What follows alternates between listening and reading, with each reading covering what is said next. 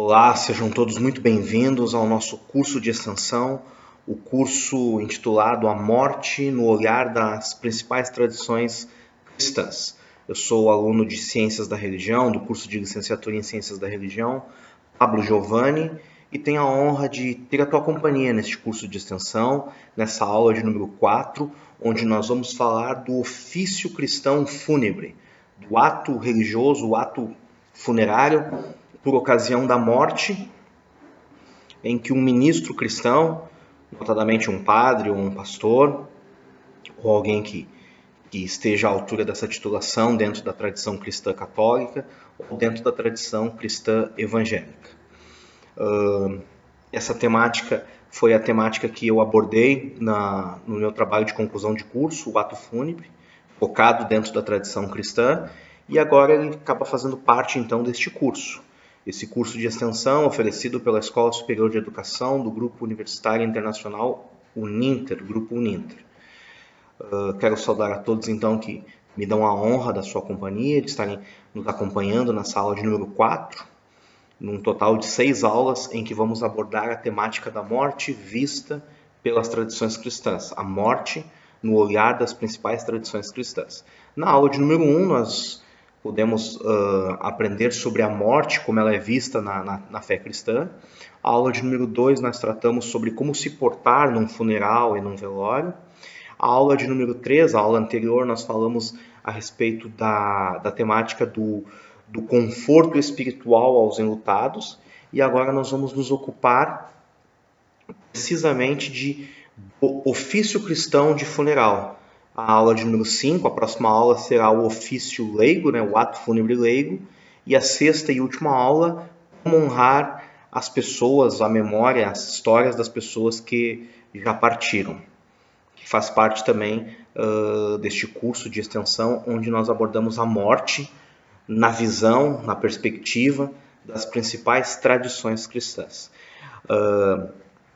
Na descrição desse vídeo, há o meu e-mail, pablogiovanni@hotmail.com. Eu quero te encorajar, te convidar a se corresponder comigo, a enviar teus questionamentos, as tuas dúvidas, a tua contribuição com curiosidade, com experiências. Teria um imenso prazer em receber teu e-mail e poder me corresponder com você que me dá a honra da sua companhia nesse curso. Se você fizer as 6 aulas e desejar ter um curso de participação, um curso com carga horária de 6 horas, pela participação nesse curso, se for esse o seu desejo, ao final desse curso, ao final da última aula, tendo então assistido as 6 aulas, por favor, se corresponda comigo e eu vou te orientar como adquirir, como receber gratuitamente esse diploma pela tua participação neste curso intitulado, curso de extensão, A Morte Vista a morte no olhar das principais tradições cristãs. Tá certo? Meu nome é Pablo Giovanni, tenho a honra de estar com você e nós seguiremos então falando sobre o ofício cristão de funeral. Para isso, eu quero começar apresentando 2 novas literaturas que vão fazer parte do nosso curso, especificamente sobre a aula de hoje, e quero te desafiar te encorajar, se você tiver assim esse desejo, de buscar na tua livraria, no teu livreiro, no teu fornecedor de livros, seja ele loja física, loja virtual, ou você que faz compras sob encomenda, sob demanda, se você tiver interesse, são esses 2. O Manual de Celebrações do Ministro para Eventos e Cerimônias Religiosas, do professor Jaziel Guerreiro Martins, um livro excelente, excepcional, foi bibliografia referenciada no meu trabalho de conclusão de curso. E por fim, este aqui, que é um clássico da literatura cristã, o Manual do Ministro para Cerimônias Religiosas, do saudoso Meyer Pillman, um homem que viveu há muito pouco tempo, né? Não chegou a completar 50 anos, não deixou tão cedo, mas deixou um vasto legado teológico. Você que é um estudante de teologia, você que é um estudante de teologia sistemática ou teologia bíblica, qualquer livro que você adquirir e ler do Meyer Pillman, certamente vai ser fundamental e bastante significativo na tua formação. Esses livros eles tratam de cerimônias corriqueiras do ministro cristão, como noivado, casamento, cerimônias de boda de prata, bodas de ouro, cerimônias fúnebres, que é o que nós vamos falar, aniversário de 15 anos, dedicação de crianças, ceia, batismo, recepção de novos membros da comunidade de fé, solenidades cívicas, colação de grau, dedicação de templos, aniversário, batismo, ceia ou Eucaristia, né, no caso da Igreja Católica. Então aqui esses materiais aqui, esses livros, eles orientam o ministro cristão, o pastor, o presbítero, o diácono, a oficiar, a ser o ministro oficiante destas cerimônias que eu então elenquei e tantas outras quanto haja. A Igreja Católica, por sua vez, ela também tem os seus livros, como o Missal, como o Sacramentário, livros de orações, que também orientam o ministro, que orientam também o padre, o bispo, o senhor diácono a efetuar, a ministrarem, a serem os ministros oficiantes dessas celebrações. No caso aqui da tradição cristã evangélica, eu cito esses dois aqui, o Manual do Ministro e o Manual das Celebrações do Ministro, num universo de tantos outros. Citei também esses dois da Igreja Católica, na tradição cristã católica, entendendo que também haja tantos outros livros dessa temática. Dando seguimento, né, continuando a falar sobre essa temática, sobre essa abordagem nossa sobre o ato fúnebre, eu queria falar rapidamente sobre os ministros da igreja, os oficiais da igreja. Vamos começar pela Igreja Católica. A Igreja Católica ela tem os seus ministros, o diácono e o padre. Então, não quero fazer uma comparação, mas um paralelo. Na Igreja Evangélica nós vamos ter, olhando assim para o Novo Testamento, nós vamos ter o presbítero e o diácono. Hoje o presbítero, quase que via de regra, ele é chamado de pastor. E pastor ele tem uma questão mais de uma função do que propriamente um título. Mas hoje a nomenclatura pastor ela está em uso corrente, né? É praticamente difícil que se resgate o sentido original da palavra. Voltando para a Igreja Católica. Então nós temos ali como ordenados, que são oficiados, foram ordenados, foram investidos de uma autoridade espiritual frente à Igreja, no caso a Igreja Católica, para oficiarem, é o padre e o diácono. Então primeiramente o diácono ele é ordenado ao diaconato, e o senhor padre também é ordenado ao santo ofício do vigário, do padre. Diácono em grego, de uma palavra diaconeu, significa o servir às mesas. Então o diácono se ocupa de questões temporais, de questões materiais, de questões administrativas muitas vezes. E o padre ele se ocupa de questões espirituais. Eventualmente, o padre pode, por alguma deliberação particular da paróquia, da instituição onde ele está arrolado, onde ele está oficiado para ministrar, o senhor padre pode enviar o diácono. Há um terceiro oficial, um terceiro ministro, que é o próprio ministro, mas o ministro ele tem um mandato, ele não é ordenado, ele é detentor de um mandato, ele é investido temporariamente de uma autoridade para oficiar. Então, por escala, nós teríamos o ministro, aí depois o senhor diácono e depois o senhor padre. Aí temos nomenclaturas acima, né, como o bispo, o arcebispo, o cardeal e depois sua santidade o papa, né, o detentor do ministério petrino, o pontífice, o sumo pontífice, que é escolhido entre todos os cardeais do mundo, um é eleito, né, papa. Então esses são os oficiais da Igreja Católica. Ainda tem o monsenhor, o cônego, outras nomenclaturas referentes a funções, a titulações. Todos esses podem oficiar o ato fúnebre. O ato fúnebre da Igreja Católica ele é conhecido como cerimônia de encomendação. Ela tem um aspecto soteriológico. O que é soteriologia? A soteriologia é a doutrina teológica da teologia cristã, da teologia bíblica, trata das questões pertinentes à salvação. Então, o ato fúnebre, instituído e oficiado pelo ministro católico, seja o ministro da Eucaristia, seja o diácono, o padre, o bispo, o arcebispo, o cardeal, ou sua santidade o papa, que fizer, e tem um aspecto soteriológico de encomendar a alma de quem partiu para os céus, para os braços de Deus.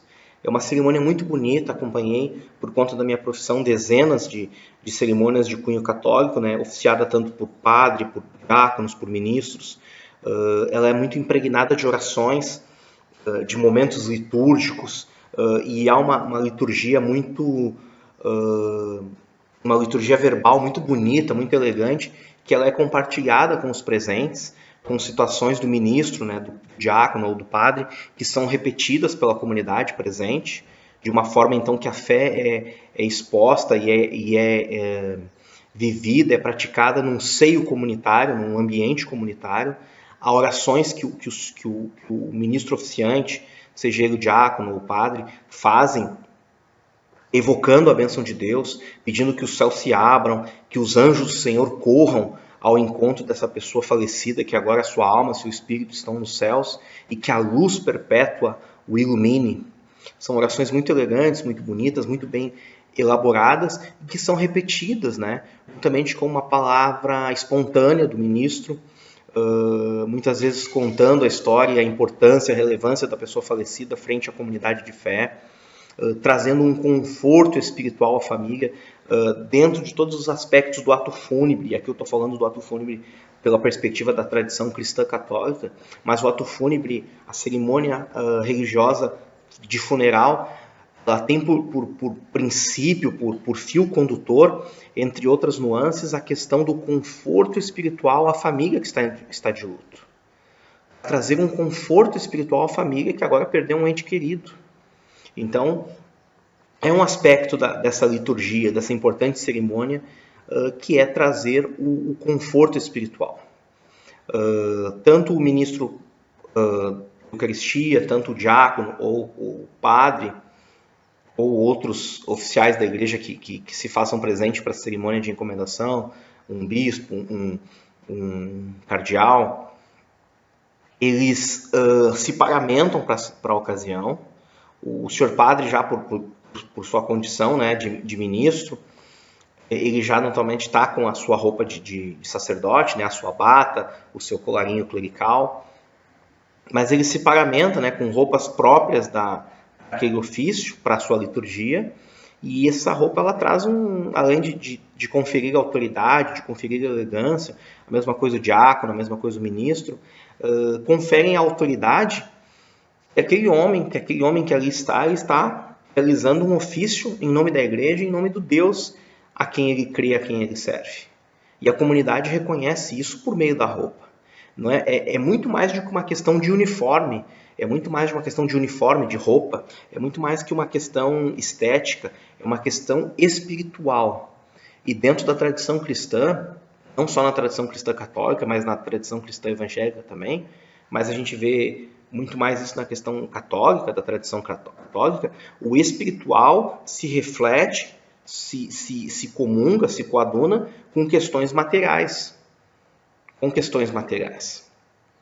Então, nós estabelecemos um princípio espiritual, ensinamos, aplicamos, mas essa aplicação envolve questões visíveis, questões palpáveis, questões táteis, questões visuais, estéticas, plásticas, numa forma de demonstrar que a fé precisa ser entendida, ou seja, isso além de ter uma questão pedagógica, ou seja, de um ensino, faz um ganho por parte da comunidade que entende o que está sendo dito, entende o espiritual, o intangível, o transcendente, de uma forma tangível e emanente, ou seja, de uma forma que pode ser tocada, que pode ser vivenciada, que pode ser explicada, que pode ser compreendida.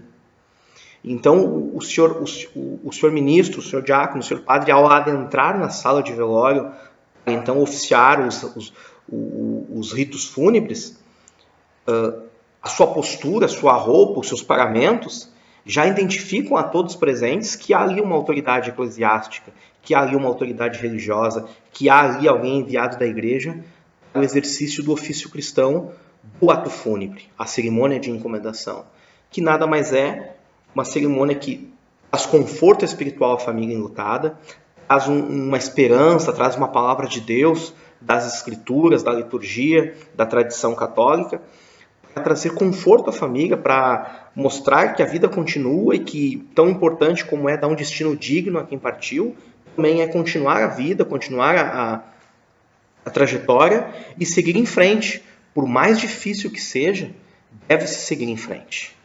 Mas a cerimônia de encomendação ela também tem por ofício, por definição do próprio nome, encomendar a alma daquela pessoa que partiu.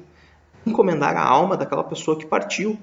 Que os céus se abram e a pessoa então seja recebida no paraíso. Deixa eu aqui contar uma experiência que vivenciei por conta do meu trabalho. Eu trabalho como cerimonialista de luto numa empresa bastante tradicional aqui na cidade onde resido, na região da Grande Porto Alegre. E por conta da minha profissão, conversando com uma família, fui perguntar a questão do religioso. O religioso da família está a caminho? Virá alguém? Vocês precisam de algum auxílio? Porque se a família não tem um religioso, e isso eu quero tratar nas próximas aulas, onde vou falar sobre o ato fúnebre laico, tá? Vamos aguardar então para a próxima aula, eu quero tratar essa questão. Mas perguntando para a família se tinham, porque daí se não tivesse nós poderíamos auxiliar, ligar para a igreja, ver a tradição religiosa da família, se são católicos, se são evangélicos, então de forma adequada poder servi-los nessa questão.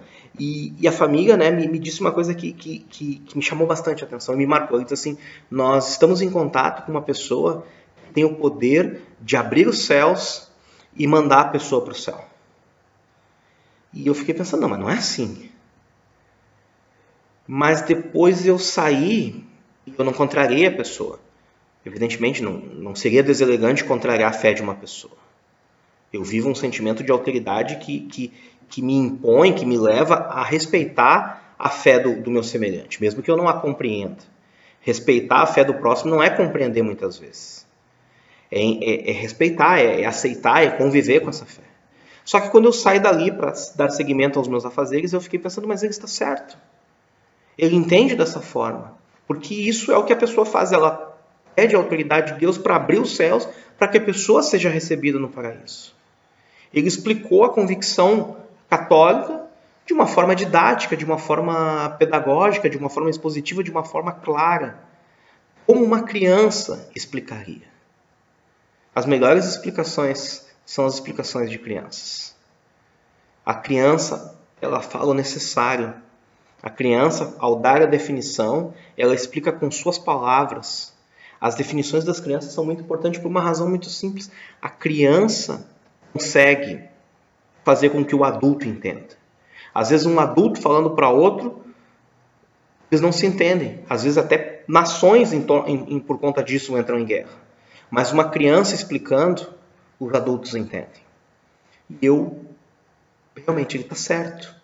As portas dos céus vão se abrir e a alma daquela pessoa será recebida no paraíso. Essa é a fé que a pessoa tinha.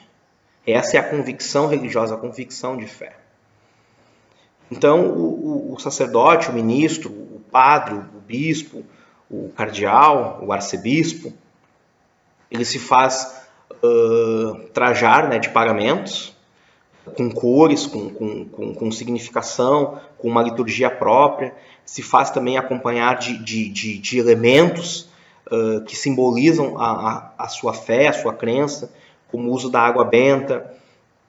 Se faz acompanhar de um livro de liturgia, além das escrituras sagradas da Bíblia Católica. Também se faz acompanhar de algum livro, né? Esses aqui que eu expus aqui como literatura recomendada, são mais apropriados às cerimônias evangélicas. Mas a Igreja Católica, como eu havia dito, também tem os seus livros de cerimonial. A exemplo do sacramentário, do missal, dos livros de orações. Aí ali tem um capítulo, uma parte especial que é as exéquias, né? As exéquias, que são as cerimônias fúnebres, que são os ritos funerários, que são a condução às cerimônias por conta da partida de alguém que fazia parte daquela comunidade. Então, tão logo o ministro tome notícia, tome conhecimento da morte da pessoa da comunidade de fé, ele deve se dispor a estar com a família, fazer um primeiro contato e já acertar tudo para estar ali naquele momento.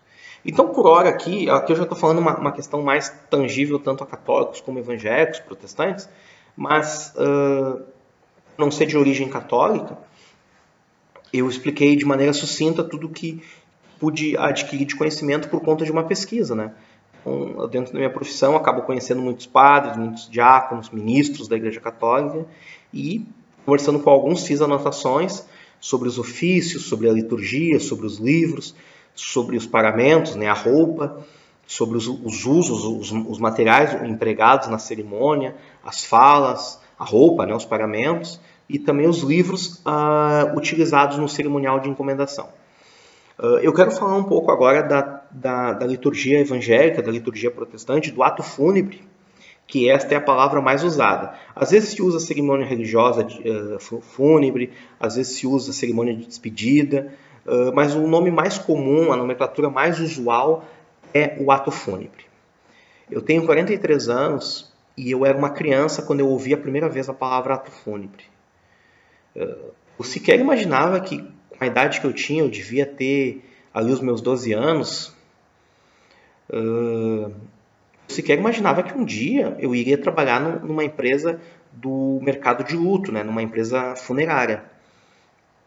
Mas essa palavra, eu até hoje não sei explicar, mas quando eu ouvi essa expressão, ato fúnebre, e essa expressão foi falada por um tio meu, Daniel Veríssimo Soares, irmão da minha mãe, e não tem então obviamente o meu sobrenome, ele tem o sobrenome dos meus avós maternos, sobrenomes esses que não herdei, eu herdei só o sobrenome do meu pai, Jacob, mas o meu tio Daniel Soares Veríssimo, ele é pastor já há mais de 40 anos, quase 40 anos de ministério pastoral, e foi a primeira vez dos lábios dele que eu ouvi essa expressão ato fúnebre. Aquela expressão, ela veio a mim de uma forma que eu particularmente não sei explicar. O ato fúnebre. E por conta, né, de morar num bairro muito humilde, as pessoas que morriam muitas vezes eram veladas nas suas próprias casas, né? Isso era uma tradição muito comum na época da minha infância. Hoje existem as modernas capelas velatórias, as salas de velório, as empresas já disponibilizam esse serviço, né? E existem também as capelas comunitárias que atendem a população. Tanto que hoje o velório em casa é bastante incomum. Até pela praticidade, porque hoje as famílias, mesmo as famílias, hoje as famílias, é curioso porque antigamente as famílias eram grandes, mas não havia muito convívio com demais familiares, por conta da distância, das limitações de comunicação. Hoje as famílias são reduzidas, antigamente nós tínhamos famílias com 6 filhos, hoje nós temos famílias com 1 ou 2 filhos. Mas por conta da internet, da comunicação, as famílias um mesmo clã, de um mesmo vínculo familiar, afetivo, conseguem se comunicar. Então hoje as casas não comportam mais uma grande quantidade de pessoas. Por conta disso, então, nós temos as salas de velórios, mas na minha infância os velórios eram feitos nas casas. Então, em todas as pessoas que morreram no meu bairro durante a minha infância e adolescência, eu estive nos velórios. E sempre aquela palavra mexia comigo. E eu não sou de uma família, embora tenha um tio que é pastor, eu não sou de uma família essencialmente religiosa, essencialmente cristã, tanto que o meu adentrar à fé cristã foi já na minha fase adulta, e a minha identificação com a teologia batista, eu sou de origem, né, de confissão batista, né, um cristão batista, adepto da remonstrância holandesa, da teologia de Jacobus Arminius, né, da Holanda, foram definições que eu fui adquirir já na minha fase adulta, já mais próximo ali dos meus 30 e poucos anos, indo para os 40, hoje tenho 43. Mas eu ficava e fazia questão de ver o ato fúnebre, a elegância da cerimônia, quando era feita por padre, quando era feita por pastor. E foi que o destino me trouxe para cá. Uma empresa do ramo funerário. E nesses anos que tenho estado aqui, eu sempre tenho a mesma coisa. Eu nasci para fazer isso. E na faculdade, na minha 4ª graduação, eu sou graduado em teologia. Aí fiz uma pós-graduação em educação infantil. Depois iniciei uma pós-graduação em docência teológica, onde já concluí também. E agora estou concluindo minha licenciatura em ciências da religião, o que me leva a estar fazendo esses estágios, né, os estágios finais para a obtenção do título de licenciado em ciências da religião. E por conta disso, forçosamente, né? Mas também com muito prazer tenho que estar fazendo esses cursos de extensão. E então, por conta da minha formação, também como ministro batista, foram surgindo oportunidades e ocasiões de, fora do meu trabalho, fora da minha profissão, mas estando no velório, oficiar o ato fúnebre, oficiar cerimônias religiosas fúnebres. E a palavra ficou no meu imaginário, na minha mente, de uma forma que é indissociável da minha vida. Então, quando eu precisei fazer um trabalho de conclusão de curso, por ser ciências da religião, eu tinha que pegar algum viés de alguma religião, eu prontamente peguei a tradição cristã. E o que eu vou falar? Eu vou falar sobre o ato fúnebre. E fizemos ali um trabalho brilhante, e uma parte desse trabalho eu quero estar compartilhando aqui nesse curso de extensão, nessa aula de número 4. Então, a tradição cristã evangélica, a tradição cristã protestante, ela segue um viés de uma cerimônia que não é soteriológica, mas é uma cerimônia que também tem um viés, um caminho, um caminhar de levar um conforto espiritual à família que está de luto, trazer uma paz espiritual, trazer um conforto, trazer orientações práticas de como conviver a partir dali, como seguir a história, deixar a pessoa partir, mas também oferecer subsídios para que a pessoa que ficou continue aqui e continue com a sua vida. Agora será diferente, mas a vida precisa continuar. A vida não será mais igual, mas ela também precisa seguir o seu caminho natural. Quem fica, passado um tempo, deve continuar. E esse tempo é muito subjetivo para cada pessoa. Cada família, cada pessoa sabe o seu momento de seguir, a sua hora de então encerrar o luto e dar continuidade.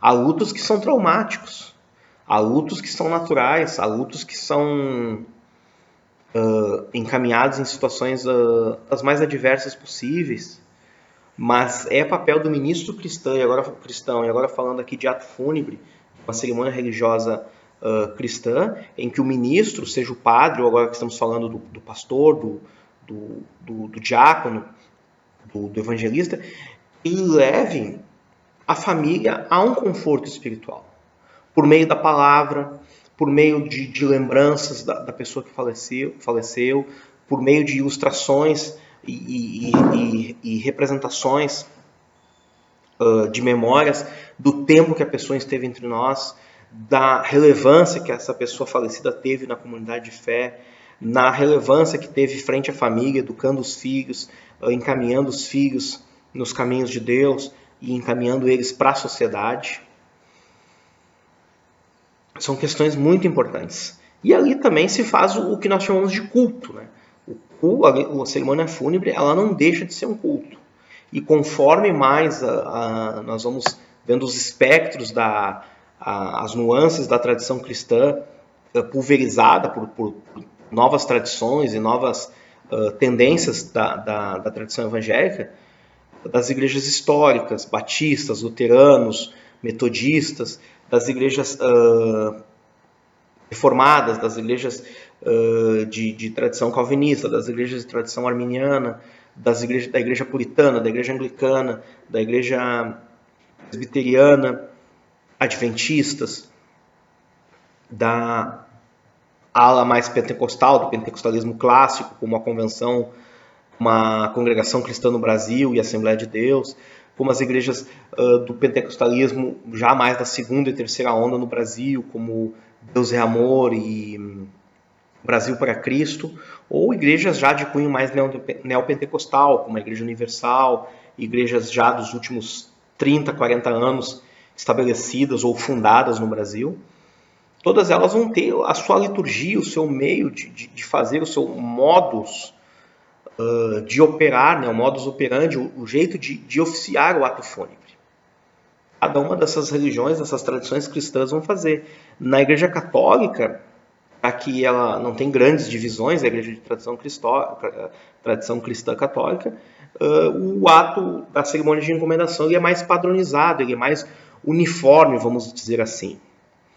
Já na tradição cristã evangélica, por conta das inúmeras segmentações que há na tradição cristã evangélica, nós vamos ter variações bastante significativas e importantes dentro dessas tradições no tocante ao ato fúnebre, certo? Mas o que nós podemos falar via de regra? O que nós podemos falar de elementos unificadores? Primeiro é o respeito, né? O respeito com a família. Deixa eu fazer a leitura com vocês da página 89 e seguintes. Quero puxar algumas orientações aqui referente ao ato fúnebre. Algumas coisas elas precisam ser uniformes a todas as tradições cristãs evangélicas. O primeiro é o respeito à família. O respeito à família enlutada, o estar disponível, o ministro, o pastor da família, ele precisa, sempre que possível, estar à disposição da família nesse momento.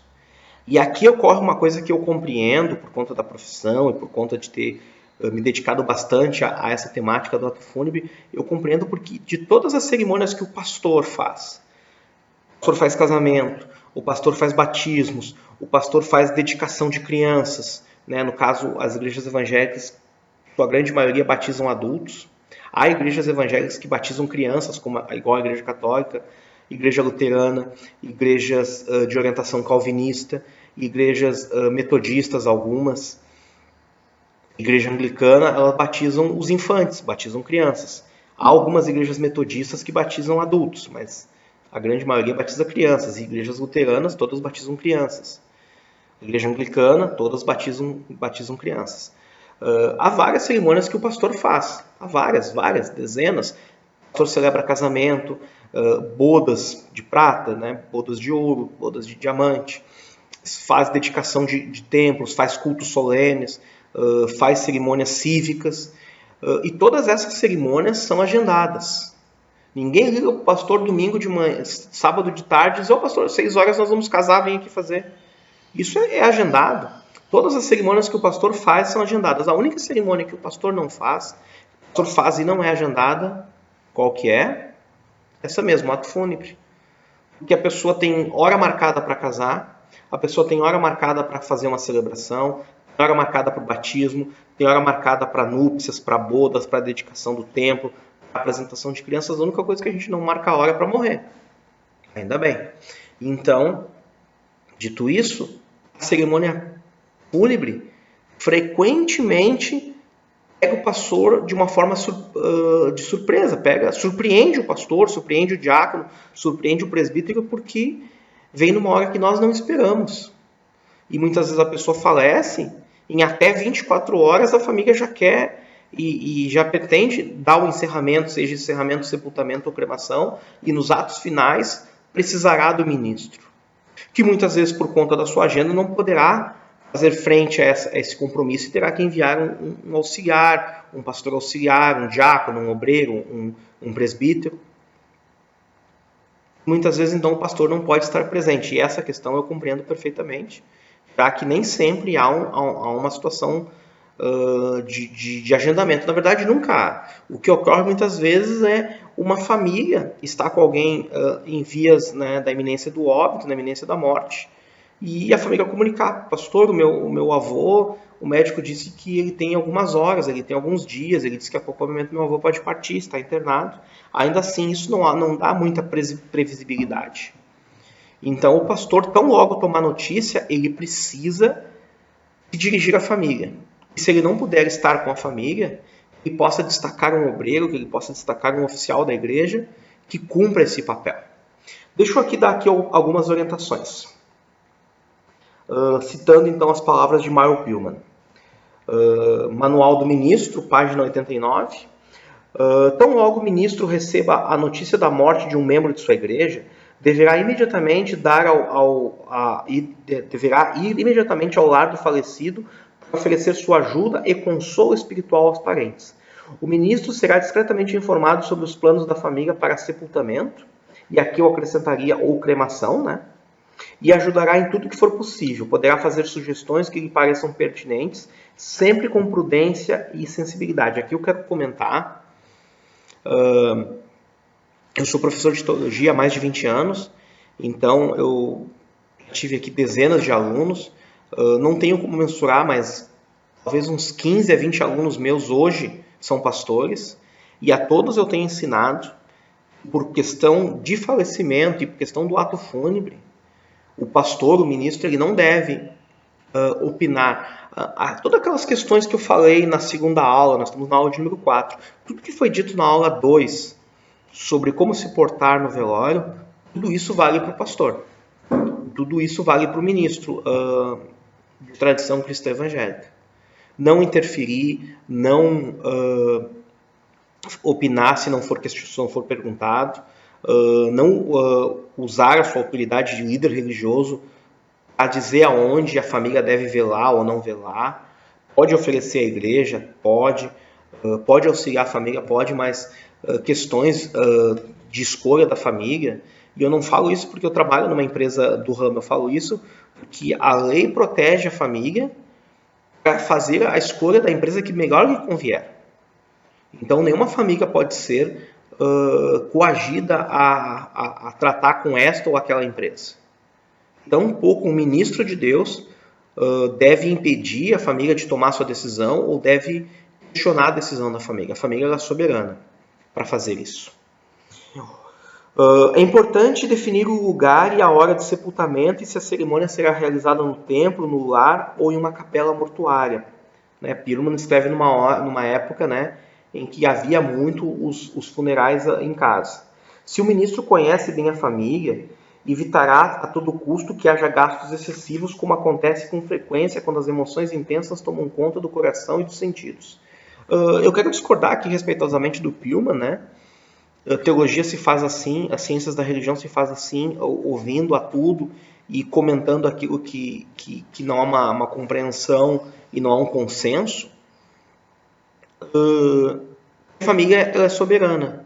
O ministro não deveria interpor sua vontade, tampouco a sua autoridade sobre as questões.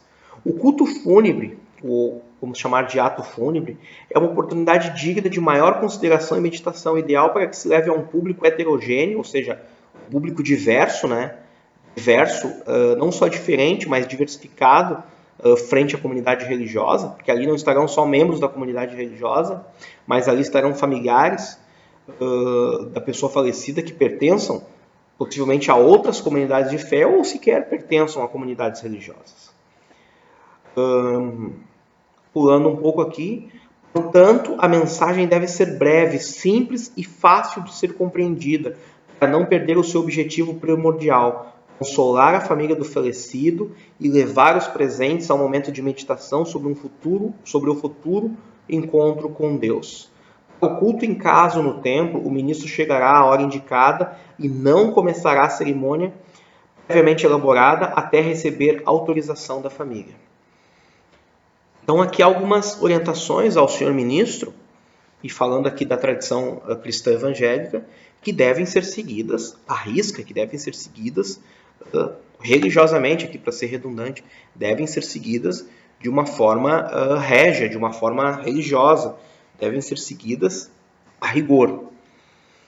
Que roupa o ministro vai usar? Na Igreja Católica, de tradição católica, é o paramento. Na tradição cristã evangélica, as igrejas históricas usam também os seus paramentos. Eu, por conta do meu ofício de um teólogo batista, de ligado à Igreja Batista, que é uma igreja histórica, em algumas celebrações, em alguns momentos, em alguns ofícios ministeriais, eu uso uma camisa clerical própria de um pastor, de um ministro. Nem sempre eu uso, mas o que cabe ali, o que cabe, se a igreja, se aquela tradição religiosa cristã evangélica não trabalha com paramentos, o que se deve usar ali, então, o critério é a sobriedade. Uma camisa social, uma calça social, se não for possível uma calça social, se tiver a opção do jeans, que seja um jeans preto, discreto. Eu não preciso falar que o sapato deve ser um calçado, um sapato social, não um tênis. Uma roupa adequada ao ministro evangélico. Quando a liturgia é com paramentos, é mais fácil. Mas se não for possível o paramento, ou se não fizer parte da liturgia, O que cabe ali é o adequado, é a sobriedade. Na verdade, toda a vida do cristão, toda a vida de quem vive uma vida da tradição cristã evangélica ou católica, a sobriedade e o bom senso tem um peso muito grande. Eu quero também fazer aqui uma meditação breve, o Manual das Celebrações do Ministro para Eventos e Cerimônias Religiosas. A página 61 também vai nos tratar sobre a cerimônia fúnebre. Capítulo 5, página 61. E eu quero trazer aqui algumas considerações muito importantes. Página 61. Cerimônia fúnebre. Esta prática tem acompanhado a morte de seres humanos em todas as culturas e raças. Desde o início dos tempos, todos os grupos sociais tiveram os costumes fúnebres. Crenças sobre a vida e a morte afetam os hábitos fúnebres. Crenças sobre a vida e a morte afetam os atos fúnebres, né? Repetindo, a ideia da imortalidade é uma das mais cultivadas. Arqueólogos descobriram ferramentas, adorno e mesmo alimentos nas sepulturas humanas mais antigas de que se tem notícia, sugerindo que mesmo esses povos antigos acreditavam que os seres humanos continuam a existir de alguma forma após a morte. Acreditava-se que os rituais fúnebres apropriados ajudavam os mortos a alcançar o seu lugar final, que era, na crença de muitas culturas, uma viagem perigosa. Os mortos deviam, dependendo da cultura, atravessar rios míticos ou amplos abismos. Os ritos também asseguravam à pessoa viva que o espírito do morto não lhe causaria dano. Aqui, Martins, né, Jaziel Guerreiro Martins, autor, vai nos trazer aqui um apanhado sobre a origem da cerimônia fúnebre dentro do fenômeno religioso. Né? As ciências da religião que se ocupa do fenômeno religioso, do culto, da crença no sagrado, vai demonstrar que todas as crenças se ocupavam do episódio fúnebre. Mas Martins segue. No pensamento cristão, quando a igreja realiza um culto fúnebre, ela o faz para apoiar os familiares em um momento de tremenda tristeza pela separação temporária do ente querido que partiu. Martins está reportando-se aqui a nossa crença cristã da vida eterna, no reencontro na eternidade e na imortalidade da alma. E que também é um momento oportuno para mostrar aos presentes a importância de estar preparado para este momento que é inevitável a cada um de nós. A igreja deve apoiar a família espiritual, moral e materialmente, não só no dia do sepultamento, mas também nos dias subsequentes, através de telefonemas, visitas, hospedagens a parentes que vieram de longe e assim por diante. Então aqui Martins está tratando da questão do ato fúnebre, uma questão do cunho das ciências da religião, do fenômeno religioso, do sagrado, mas também está falando de uma cerimônia fúnebre em que envolve a igreja de uma forma comunitária, de uma forma participativa, apoiando não só no momento, não só no funeral, no velório e destino final, seja ele sepultamento ou cremação, mas também apoiando a família com conforto espiritual nos dias seguintes. O serviço fúnebre é um momento onde dá meditação e reflexão para alcançar uma audiência tão heterogênea com a mensagem de esperança e salvação de nosso Senhor e Salvador Jesus Cristo. Então aqui ele está se reportando às ideias de Pilman, né? Martins, para fazer a sua obra, ele tem Pilman, Manual do Ministro, como sua base de referência, além de outros livros. Eu quero aproveitar para mostrar aqui como esses livros são pequenos, né? São elegantes, são pequenos, próprios do ministro está portando nesse dia, junto com a Bíblia. Ele não tem ali um grande acervo, um grande volume de material, mas com esse pouco, né, já que esses materiais aqui são de tamanho bem reduzido, são quase livros de bolso, em formato pocket, né, formato pocket de bolso, para que ele possa ali com elegância e com habilidade do ministro poder trazer esse conforto espiritual à família que está de luto. Seguindo. Muito importante, o pastor deve chegar sempre bem adiantado, jamais em cima da hora em ocasiões como essas. Durante a cerimônia propriamente dita, o pastor deve usar roupa escura, uma camisa clerical escura ficará bem. A mensagem deve ser simples, breve, para não perder o seu objetivo principal, consolar a família e levar os ouvintes a um momento de reflexão sobre um futuro encontro com Deus. Aqui Martins está citando Pilman ipsiliteris, né? Literalmente. O tom de voz deve ser moderado, nunca como se estivesse pregando numa conferência evangelística ou um sermão exortativo. É preciso que se planeje a ordem de culto, para que tudo saia sem surpresas desagradáveis ou hilariantes. Antes de começar a cerimônia, o pastor deve pedir autorização da família e solicitar a atenção de todos os presentes. Então, Martins e Pearman nos auxiliam a nós ministros e a você que também, se for o caso, deseja aprender sobre o ato fúnebre, nos auxilia de uma forma grandiosa, de uma forma bastante interessante. Nas duas próximas aulas ainda eu quero tratar sobre a questão de honrar a história de quem partiu e de honrar as memórias, mas eu quero trabalhar também a questão do ato fúnebre leigo. E o ato fúnebre leigo é aquela cerimônia religiosa ou aquele momento religioso feito por um líder, feito por uma pessoa que necessariamente não seja um padre, um ministro, um diácono, um presbítero, um diácono, um pastor, de uma tradição cristã. É possível? Sim, é possível. É possível. É necessário. Se não houver um padre, se não houver um pastor, sim, é necessário. O que não pode acontecer é que uma família fique sem amparo espiritual. O que não pode acontecer é que se encerre uma cerimônia, que se encerre um velório, se sepulte um ente querido, se encaminhe para um processo de cremação um ente querido, sem que seja dada uma palavra em nome da fé que aquela pessoa cria. Eu quero aproveitar aqui, me ocorre, eu quero falar também sobre os oficiais da Igreja Evangélica. E aqui, por conta da diversidade das tradições, das nuances dentro da tradição cristã evangélica protestante, a gente vai ter bastante diversidade, mas basicamente nós temos, assim como na Igreja Católica, o padre e o diácono, nós temos na Igreja Evangélica o pastor e o diácono. O pastor seria na Bíblia, né, no Novo Testamento, nas Escrituras Sagradas, o presbítero. O presbítero é uma palavra grega que vem de presbiteron, que significa barba, isso mesmo, barba, isso, que ela representa a autoridade. Como assim? Explico. Naquela época, naquela cultura, os homens, os judeus, não faziam a barba. Então eles tinham as barbas grandes, né? Hoje está até em moda as pessoas usar a barba comprida, usar a barba grande, volumosa. Naquela época isso era cultural, o judeu ele não fazia a barba. Hoje a idade de uma pessoa, se não for pelo documento, a gente faz uma avaliação pelo cabelo. Cabelo branco, a gente associa o cabelo branco com uma pessoa idosa. Naquele tempo, a idade da pessoa estava associada ao tamanho da barba. Uma questão muito óbvia. Os judeus dificilmente raspavam a barba. Eles raspavam a barba mais em questões de luto, né? Já que a gente está falando aqui em luto. O judeu ele raspava a barba quando estava de luto, certo? Mas se ele não raspasse a barba, né? Ao longo da vida ele teria uma barba grande.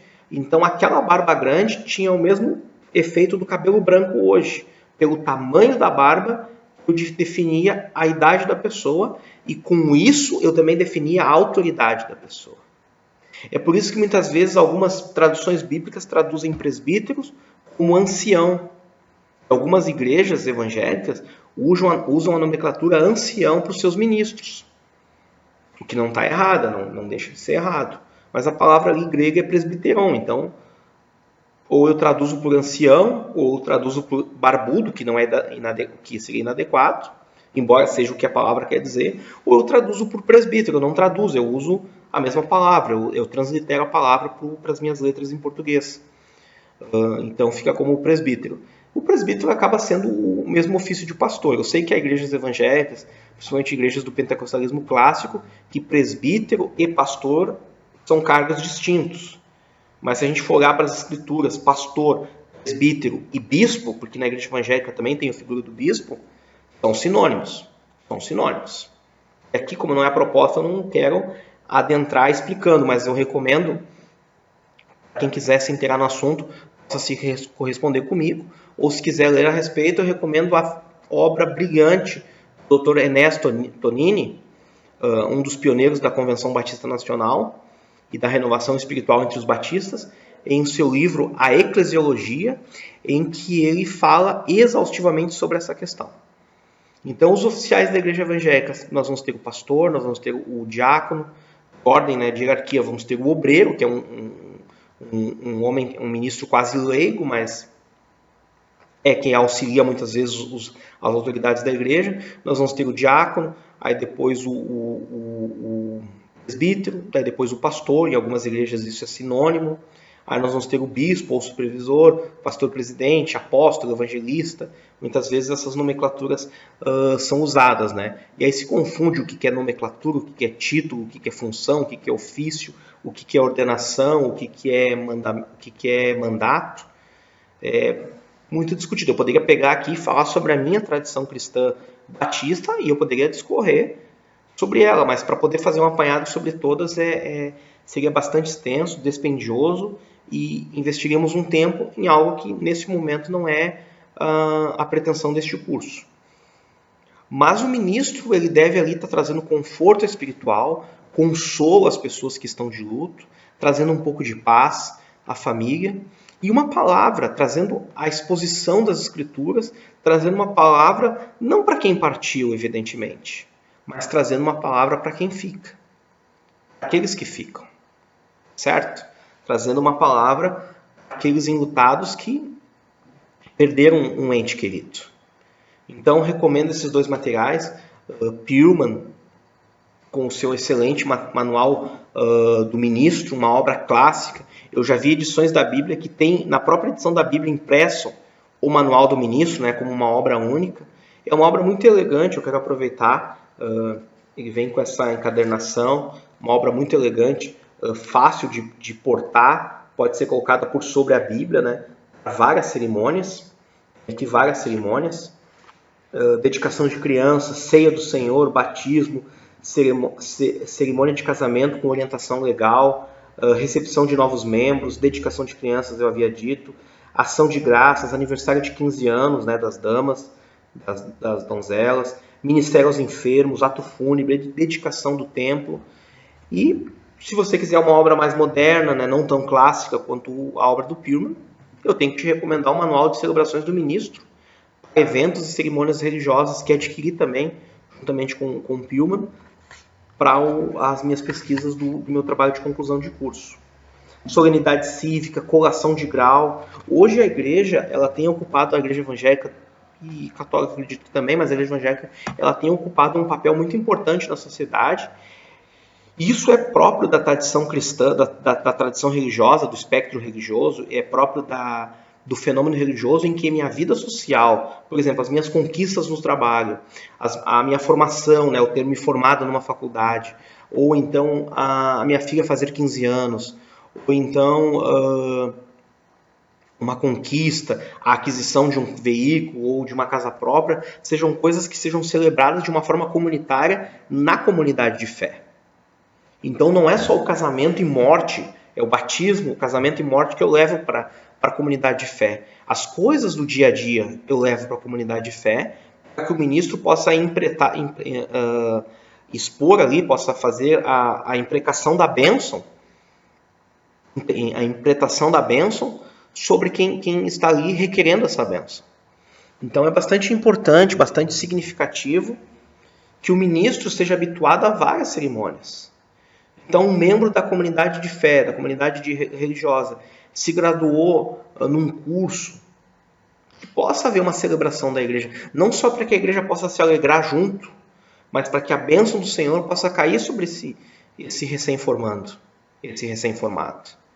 Então, uma menina da comunidade, a família está em festa porque está fazendo 15 anos, que a igreja possa participar não só da festa, mas desse momento tão especial que é para um pai, eu imagino que seja especial para um pai, a sua filha estar fazendo 15 anos e que a igreja possa participar dessa forma com a bênção da igreja, com a bênção do pastor, com a bênção do padre, sobre essa família, sobre essa menina, sobre essa donzela, essa jovem que está ali alçando, né, alcançando a idade de 15 anos.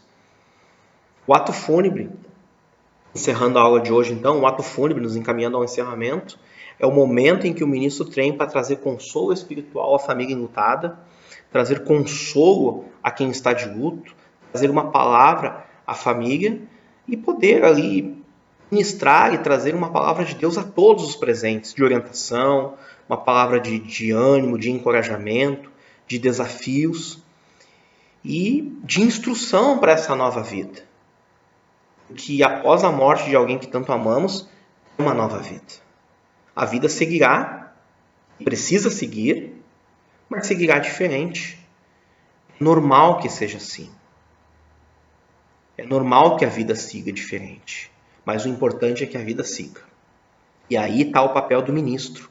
Aí está o papel do senhor padre, do senhor pastor, do senhor diácono, de conduzir essa família.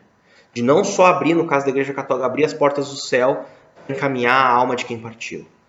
Não só do pastor estar ali presente, mas tanto o pastor como o padre, tanto o ministro da Igreja Católica como o ministro da Igreja Evangélica, conduzir a família enlutada a seguir, a continuar a caminhada. Certo? Meu nome é Pablo Giovanni, eu sou aluno do curso de Ciências da Religião, oferecido pela Escola Superior de Educação do Grupo Uninter, e tenho a honra de estar aí nessa 4ª aula deste curso de extensão. Eu ia dizer esse curso maravilhoso, mas eu não sei se ele está sendo maravilhoso. Espero que esteja sendo muito proveitoso e útil para a tua formação. Para mim está sendo muito maravilhoso, para mim está sendo muito significativo e importante. O acervo, pelo capital simbólico, o conteúdo, pelas informações que tenho recebido por meio das minhas pesquisas. Então chegar aqui, na frente dessa câmera, e poder gravar essas aulas. Essa aqui é a nossa aula de número 4, que muito me honra fazer. Nossas 2 próximas aulas serão o ato fúnebre leigo e como como honrar as memórias de quem partiu, como ajudar as famílias, né, por meio da honra à memória de quem já partiu. Serão os nossos próximos cursos. Então, teremos concluído esse estágio aqui, esse curso de extensão, com 6 horas de aula, em que você, se for teu desejo, e muito me honraria isso, se for teu desejo, poder adquirir o diploma, né, a formação deste curso. Poder estar adquirindo a formação desse curso. Aqui, embaixo, na descrição desse vídeo, há o meu e-mail, pablogiovanni@hotmail.com, Pablo Giovanni, G-E-O-Vani, G, o G de gato, I de escola, o Vani, final I de igreja, @hotmail.com. É um e-mail que eu abro todos os dias, é o meu e-mail principal, ele está linkado no meu celular, está linkado no meu computador pessoal. É um e-mail que praticamente todos os dias eu tenho acesso a ele, é o meu e-mail principal. Eu tenho também um e-mail profissional que eu uso só no meu trabalho, mas é o meu e-mail particular, o único que eu tenho, pessoal, e que eu me correspondo com alunos, com amigos, com professores, com colegas de profissão.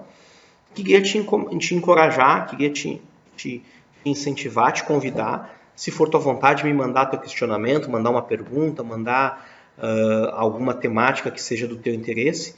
Terei um imenso prazer em me corresponder contigo. Deixa eu mostrar de novo os nossos materiais aqui.